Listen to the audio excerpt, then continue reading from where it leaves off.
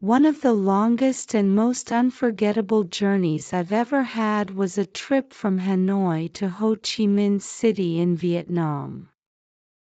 It's a distance of roughly 1,700 kilometers, and instead of taking a quick flight, I decided to travel by train along the famous Reunification Express line.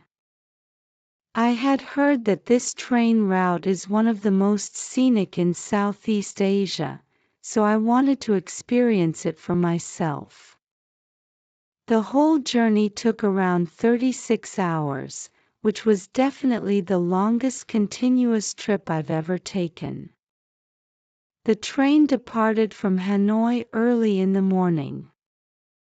At first, I was quite excited, especially because everything felt new and adventurous.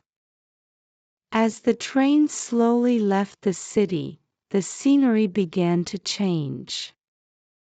I could see traditional houses, busy markets, and people going about their daily routines.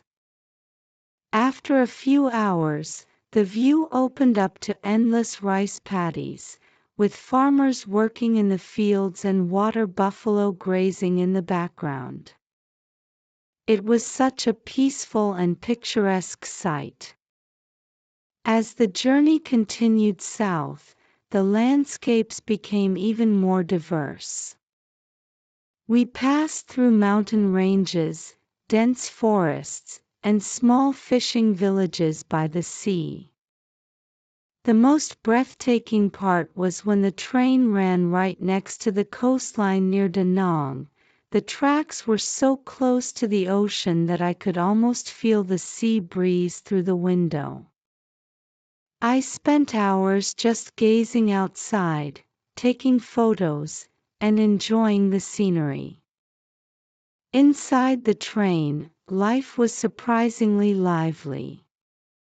I shared a cabin with 3 other passengers, 2 Vietnamese students and a French backpacker. We quickly became friends and spent a lot of time chatting, sharing snacks, and even playing cards to pass the time. The Vietnamese students were incredibly friendly and taught me a few basic Vietnamese phrases, which was fun and helpful for the rest of my trip. Of course, there were also some uncomfortable moments. The seats weren't very spacious, and sleeping on the train was quite challenging because of the constant noise and motion. The food served on board wasn't great either, so I was glad I had brought some snacks. However, despite these minor inconveniences, the overall experience was really rewarding. What made the journey truly special was the sense of connection I felt, both with the people I met and with the country itself. Traveling slowly allowed me to see the real Vietnam, beyond the tourist attractions, and appreciate its natural beauty and cultural richness. By the time I arrived in Ho Chi Minh City, I felt tired but deeply satisfied.